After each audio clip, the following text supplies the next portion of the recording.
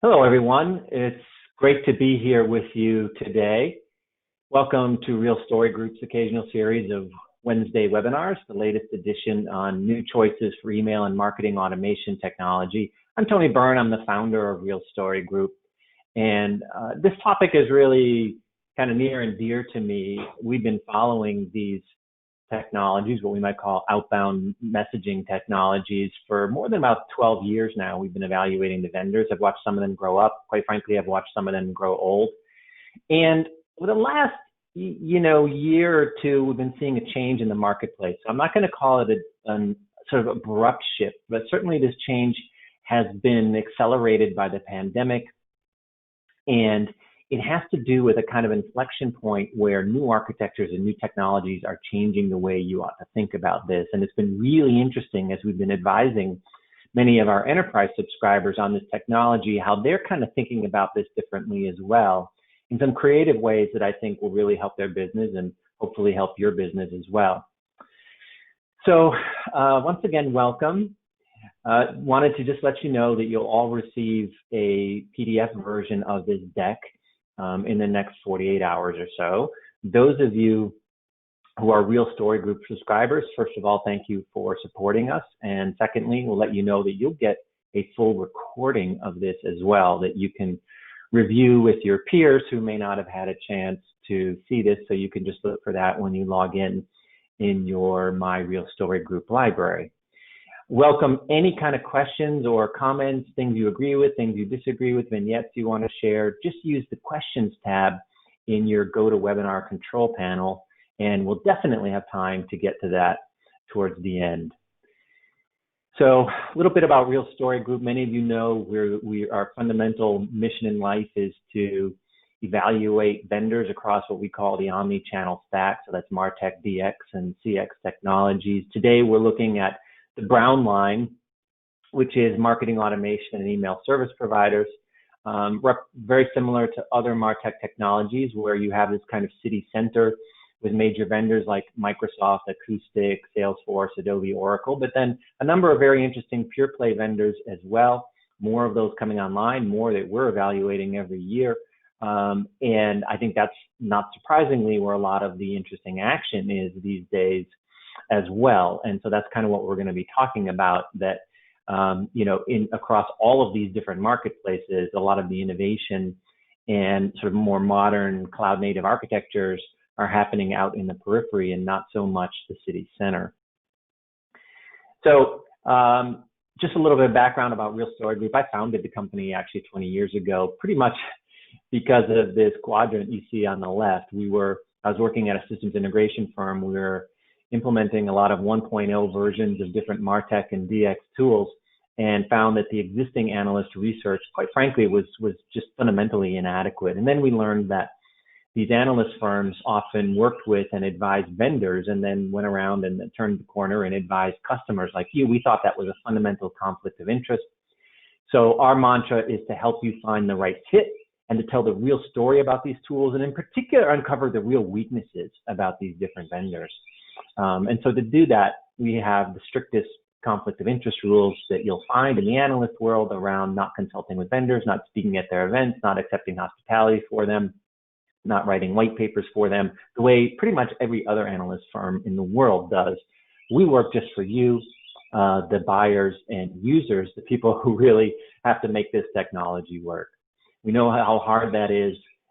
Under any circumstances, we want to make sure you get the real story about any tools before you buy them. So let's start first off with a changing marketplace for outbound technology, outbound marketing technology. These changes, like I say, not necessarily been abrupt. You'll recognize many of these as transpiring over the past several years, but taken together, they tell a really interesting story. So I'll summarize it for you here, and then we're going to do a deeper dive on some of these topics. First, there's new entrants to these marketplaces all the time. And the good news is that these new entrants are putting pricing pressures on some of the major players, and that's good for you as a customer. At the same time, of course, it also expands the number of choices that you have. We understand that part of our mission in life is to help you interpret those choices, but the good news is you have a lot of choices. And I think that in particular, both in the ESP or the email service provider, the more B2C side of this marketplace, as well as to some extent the marketing automation platform or the more B2B side of this, we're seeing some clarity on scope. And this is a really big theme I want to touch on today, which is a greater focus among some of these new players on email itself. This is why I'm buying this platform, is to get email out. Still old reliable, particularly during the pandemic. This is the way I'm communicating with prospects and customers. And less of a reliance on other bells and whistles. And so what this means is these vendors are increasingly partnering for things that they may not be best of breed on. So forms, which are always tricky. Social messaging and social engagement, certainly SMS and MMS, where you've got a variety of really strong best of breed players. You don't want to necessarily use your ESP for that. And even content and asset management, which those of you who have worked with marketing automation and email service providers know that these subsystems for managing content and assets and authoring have been universally awful for the past 2 decades. And now we're seeing a trend where you can do that externally and then bring that content into the system. And I think also we're seeing, in particular on the B2B side, this sort of fading marketing automation myth that these platforms shouldn't just drive your messaging, but should also be a broader marketing, all-in-one box marketing platform that handles personalization and campaign management and journey orchestration and forms and landing pages and all kinds of other things. As we mature, and particularly if you're a larger enterprise, you really don't want necessarily all of those things in a single package. And so this notion of a marketing automation platform, I think, is becoming a bit of a myth. What we're seeing is sort of B2B messaging platforms and B2C messaging platforms. They behave differently, but this notion of kind of an all-in-one marketing platform, I think, is fading away, except potentially in the small and medium-sized businesses. So there's still potentially a role there. But even if you look at a vendor like HubSpot, they're likely to have different tools for these sorts of things.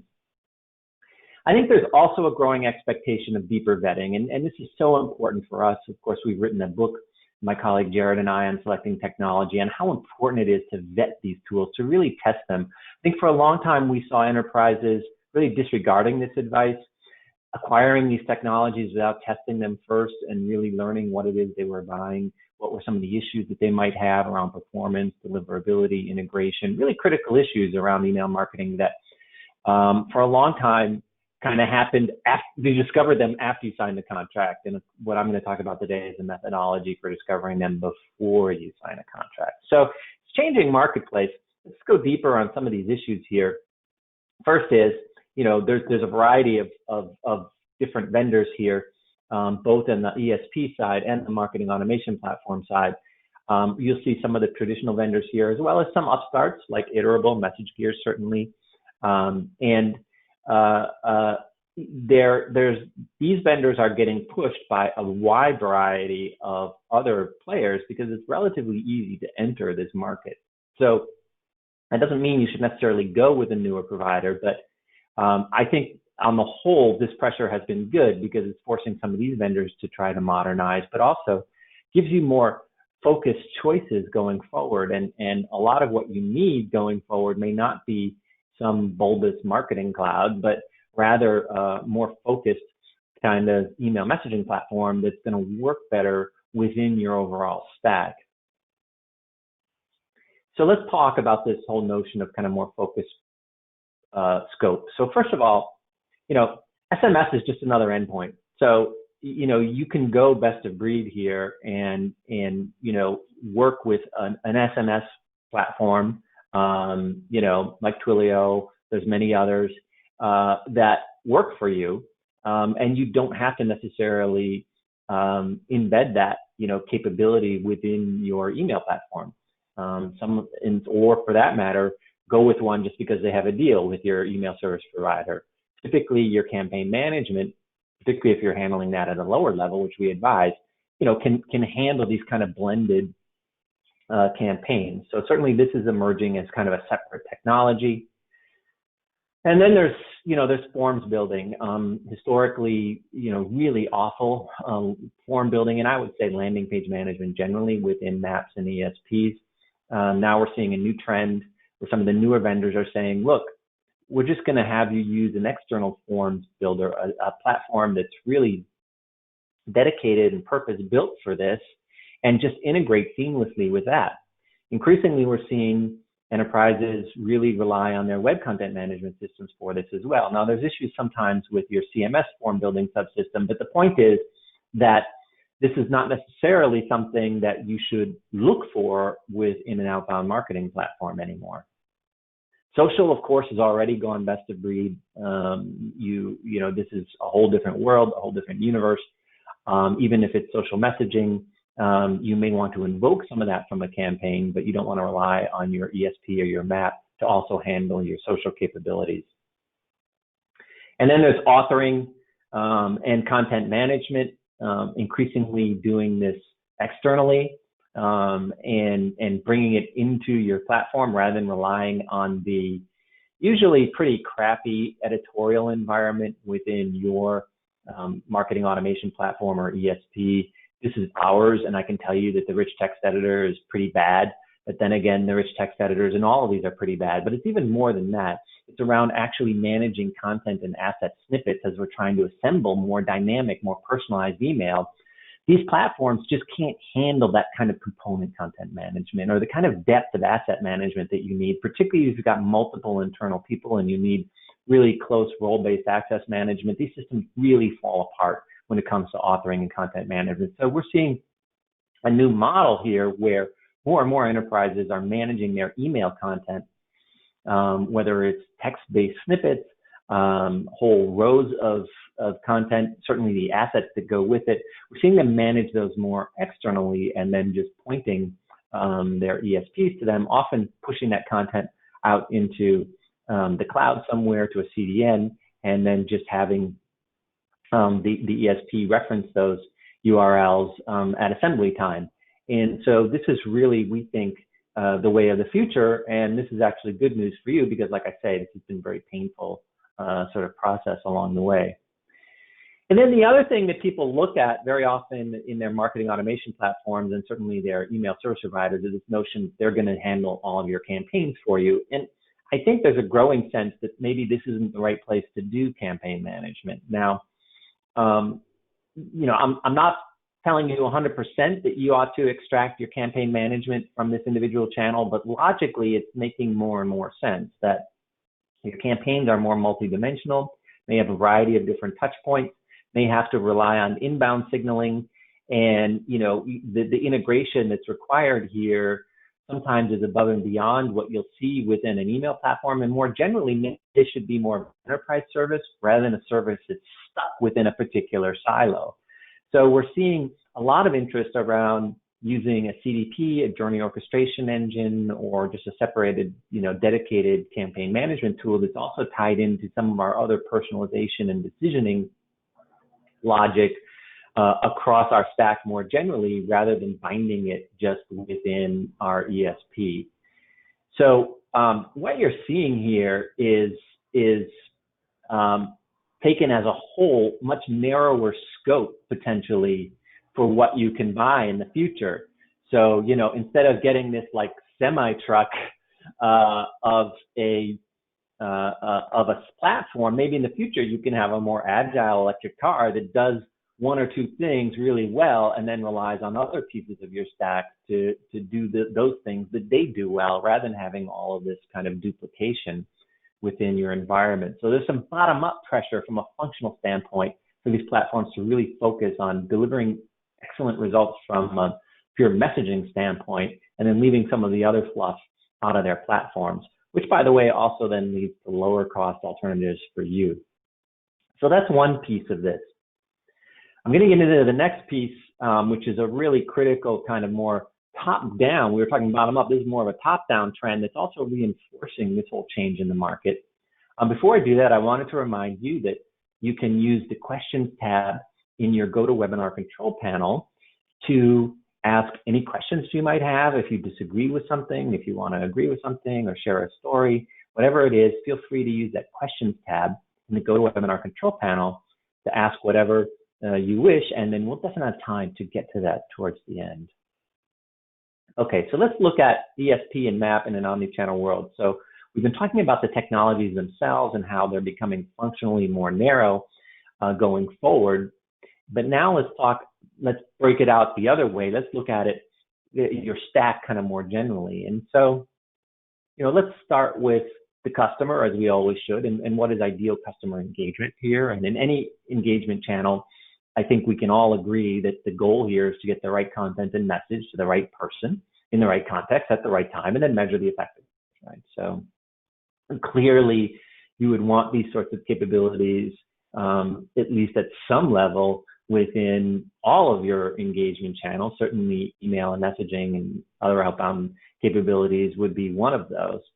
The challenge arises, of course, when you have all of these different engagement silos. So now potentially your customer or your prospect is having an isolated, disjointed, and inconsistent customer experience. And what's interesting about all of these technologies, they tend to see themselves as the center of your stack. And so that's why sometimes email service providers and marketing automation platforms call themselves engagement hubs or digital marketing hubs, because they want to be the center and have everything come to them through them. But really, the reality is, so does your web content management system, so does your call center, your ad platform. All these different vendors think they're the center of your universe. And so what you have is all of this kind of bilateral many-to-many integration, and it just isn't working.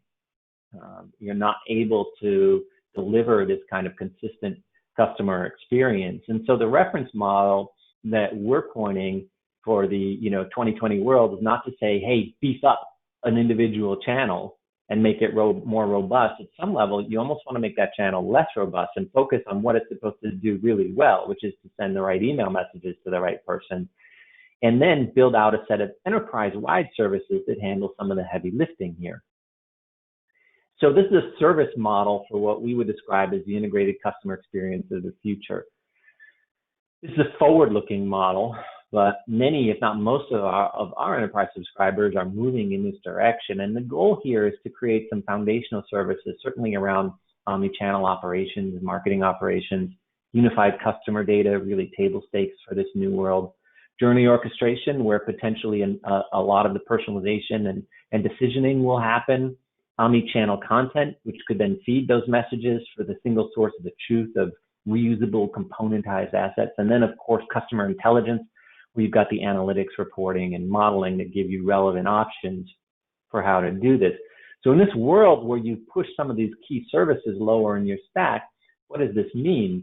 It means that from an email perspective, you don't need as much planning services, data services, orchestration services, content services, and intelligence reporting services, because that's handled somewhere else in your stack. It's taking in signals and data and content bidirectionally from all the different channels.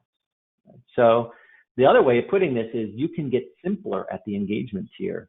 And so this story, by the way, is not just for email, it's also for web content management, certainly ad tech and social, is that to the extent that you push some key capabilities lower in your stack, you can get simpler higher in your stack, and that is also what's happening in the marketplace. So let's talk about email and marketing automation as part and parcel of this broader engagement channel. We've got the channels above from interaction and delivery environments. Then the first set of colors here, content and engagement management platforms. You've got email and marketing automation, but then underneath, you've got a whole series of enterprise foundations. So this is a reference architecture. Your stack of the 2020s might look different, but the idea here is that that rather than putting social in your email platform, you ought to find some dedicated channel for that. Likewise, with respect to content, there's many different places of managing content. Certainly, web content and digital asset management systems can, to some extent, feed content components to your email platform. In the future, what we see as emerging omni-channel content platform is probably going to be even better at that because it's going to be stronger at component content management. Certainly, journey orchestration may be where you define the personalization rules so that your personalization and decisioning around what's getting put in front of this person isn't just within your email channel, but it's synchronized across all of your different channels.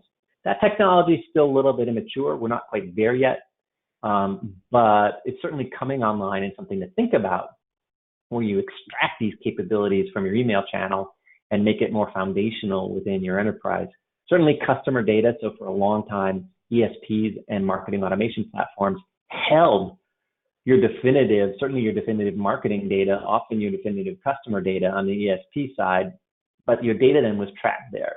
So now the good news is you can and should be able to move your data more into a customer data platform where it is then available to all of your different channels, and then you don't have to persist it necessarily in your email channel. And this is why I'm particularly excited about so-called programmatic email service providers that just provide an API and they don't store your customer data at all. You build your segments externally, send them the messages you want, and then they go out and send them off lickety-split, very inexpensively, very powerfully, very capably. Maybe that's all you need from an email service provider. And then, of course, intelligence hubs. So this takes the reporting out of your email platform, which can only report on what's happening within the email channel, when really there's a bigger story about other signals that might be happening here. And so maybe the best reporting and analytics should be at a lower level within your enterprise. So again, that means that you can get, shall I say, skinnier in terms of your email and marketing automation, in terms of the services and capabilities that you need from those platforms. This is just an example of using an omni-channel content platform. In this case, I think it's the German vendor Core Media to drive email, where you've got component-based asset management. You're managing it in the same content management system that you're managing other components for social, for web, for potentially Alexa, certainly for various video channels, and so on and so forth. Then you can use the same system then to manage components with your email. There's still some integration you have to do with your email platform, but it's likely going to be a much better, more powerful, more enterprise-wide platform for managing these content components, rather than having them stuck living, getting quickly outdated in your ESP or your marketing automation platform. So let's wrap up here with some advice, and then we'll take your questions. First of all, you want to replace any kind of waterfall product selection methodologies that you're using with a more agile design thinking approach. My colleague Jared and I wrote this book, The Right Way to Select Technology, which goes into great detail about this methodology. We've been applying it with our subscribers now for the past 10 years. Very effective in getting not selecting the tool that necessarily lives in the upper right-hand quadrant, but what's the best fit for you. And in particular, I want to focus you on this orange box here where you prototype after a series of demos. Definitely do hands-on bake-offs with any ESP or map that you're looking to acquire, ideally with 2 finalists. Sometimes vendors will push back. They'll say, no, you can't test this platform. How are you going to test this against millions of sends, all kinds of things. I can tell you right here that you can definitely simulate some of the most complex things that you'd want to do in an email service provider in a week-long bake-off. We've done it with several of our subscribers, tremendously effective in terms of uncovering the usability, performance, and other issues that you might, and certainly integration, with these platforms. You always have the chance then to do an optional POC with a single finalist. That's in the maroon box at the bottom, to do any kind of final integration testing. But when you're down to 2 vendors, always, always, always do a bake-off. Always try before you buy. So 5 key takeaways. First, the scope of outbound digital communications is narrowing, and this is a good thing for you. I think what we're learning here is that a lot of the capabilities that we might otherwise need around forms management, asset management, even potentially campaign management are better left to other systems, and we can focus our email platforms on doing what they do best, which is sending email messages out in a highly, with good sendability, good deliverability, and giving you the chance to have the highest quality interaction relative to that investment in content that you've made. Second, email messaging can't live on its own as this isolated silo. It needs to live within your broader marketing and CX stack. That seems like mom and apple pie, but clearly you're going to need to integrate with your CDP, potentially a content management system, potentially social and other environments. You've got to figure out, what your future target stat stake is, and then find the right ESP or map that's going to fit within that, again, I'll argue it's likely to be a narrower platform than maybe you have today. The major suite players are pushing back against this methodology. They're jamming more and more capabilities into their ESPs and maps. We think this is a mistake. They're claiming that these tools are omni-channel when they're not.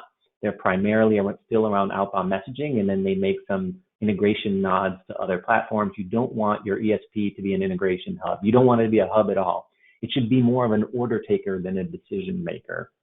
This goes completely against the whole business strategy of Adobe, Salesforce, Acoustic, and others. And so you'll get some pushback from them. I would argue you should hold your ground here, and you should own your stack. A vendor should not own your stack.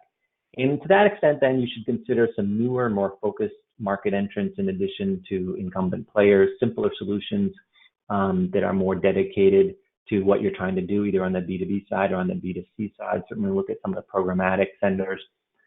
But then before you select any marketing technology, whether it's email-based or otherwise, always use an agile test-based selection approach that includes a bake-off. We can certainly help guide you there. This is part of what we do for a living for all of our subscribers, is to help them make really, really, really good choices. So to that extent, I'll just reiterate our mission in life, which is, you may recognize this person on the left. We call her Stacy, the stack owners. She gets questions all day long. What about this? What about that? What about this tool? How do the pieces fit together? And our mission in life is to provide a kind of a shield for Stacy to help her answer all of these questions and help her get the right direction so she can think about this veggie burger that she's going to have for lunch. So if that's you, you're getting kind of overwhelmed by sort of stack decision making, we're here definitely to help you through that process as your ally and advisor and future looking. On the other hand, if you're looking at replacing an existing ESP or map solution, we would invite you to check out our research, which is always the hardest hitting research in the marketplace. We go deep on these tools. We know the vendors. We know where they've buried their skeletons, hidden their skeletons. And so our research can help you make really good decisions in conjunction with our decision support tools that allow you to navigate this research based on your requirements and not somebody else's quadrant. So we've got 3 subscription offerings. One is a vendor selection advisory where, for example, you could subscribe to our ESP and map research, get a year's worth of vendor evaluations updated regularly, and access to our real quadrant shortlist generator and other tools. Some of our subscribers opt to do an all-you-can-eat where they get access to all of our research, and then we advise them on their omni-channel stack strategies. And some of those have joined this wonderful peer council that we have meeting now every couple of months, where your peers who are stack owners are advising each other on their strategies and helping us all become more effective in our day-to-day work. So if that's of interest to you, feel free to contact us at any of these coordinates. And that last link there you can use to download any kind of sample research to see just how we evaluate these vendors and how we look at these markets as a whole. So I invite you to stay in touch with us. Certainly, you can look forward to getting a copy of this deck. And those of you who are subscribers already, you'll get access to the video replay of this. Now, we've already gotten a couple questions in, but if you have any others, feel free to use the questions tab in the GoToWebinar control panel. And also, if you just have any kind of comments on what you've heard and share your thoughts, welcome to do that now. But let's start here. We've got, let's see, I'm having a little bit of trouble getting access to this question. So I don't know, Jared, if you are on the line and can read the questions for me. For some reason, my GoToWebinar control panel has frozen up on me. So yeah. No problem. Hey everyone, this is Jared. Tony, so here's the first question. Why do you see Journey orchestration as a foundational layer where it isn't needed to manage omni-channel experiences, but it it could sit on top of an engagement platform. Why do you see journey orchestration as such a foundational piece of the puzzle here? Yeah, thanks for that, Aniruddha, that question. Is it underneath or is it on top? I think spatially we could think about these in different ways.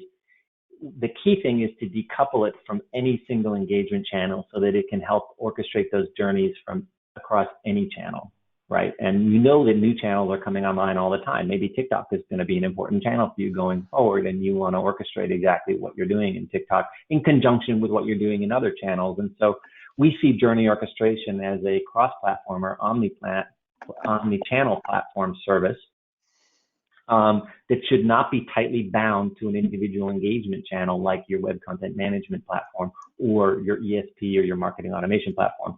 It should be independent and live underneath, we would argue, underneath them. You could say on top of them. Doesn't matter really either way, so long as it's disconnected or decoupled from an individual engagement channel, then you can actually orchestrate customer and prospect experiences, ideally across all of your channels.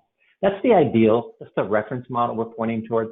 The reality is that journey orchestration technology is still a little shallow for what we might want it to do. So it's not all there yet.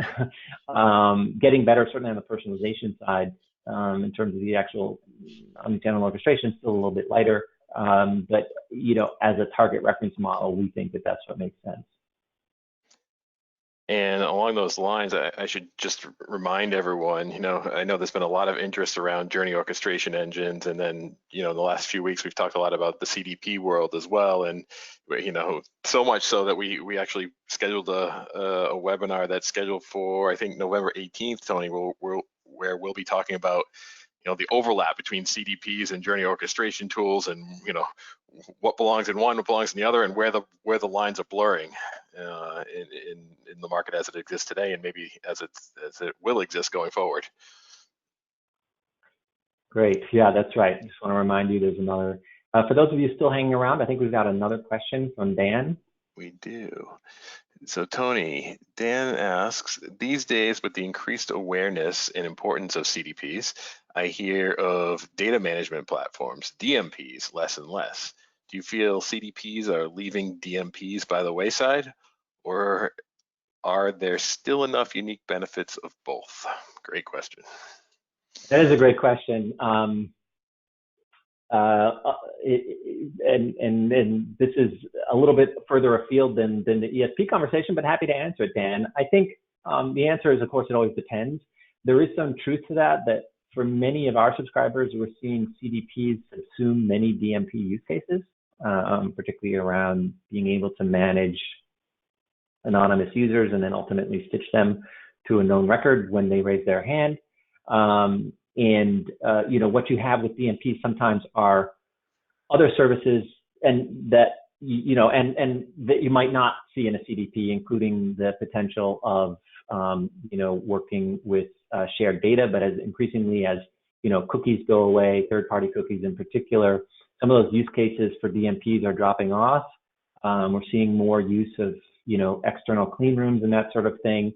So I think there's a holistic trend toward your CDP subsuming some of the use cases that you have with DMP. That doesn't mean that if you already license a DMP that you should chuck it, but you could look forward to a world where, depending on what you're doing with it, you could subsume most of those capabilities within a CDP going forward. If you don't already license a DMP, I think you want to give really hard thought to just which capabilities you would want in it before you go out and license one, because it is a technology platform that I think is most affected by what's happening in the privacy world today. Great.